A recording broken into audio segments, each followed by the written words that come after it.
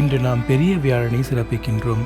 இன்றைய நாளில்தான் ஆண்டவர் இயேசு கிறிஸ்து தன் சீடர்களோடு தனது இறுதி ராவுணவை அருந்தினார்.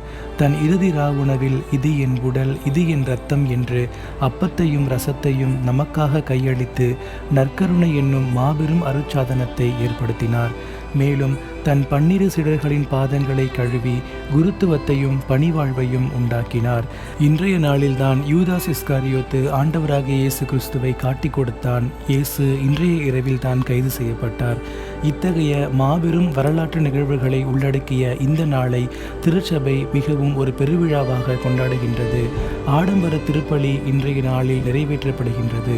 திருப்பலியின் நடுவில் பாதம் கழுவும் சடங்கானது நிறைவேற்றப்படுகிறது. திருப்பலியின் முடிவில் ஆண்டவர் இயேசு கிறிஸ்து கைது செய்யப்பட்டதன் நினைவாக நற்கருணை பவனியானது இடம்பெறுகின்றது. இத்தகைய சிறப்புமிக்க இந்நாளில் நாமும் இறை வழிபாட்டில் கலந்து கொண்டு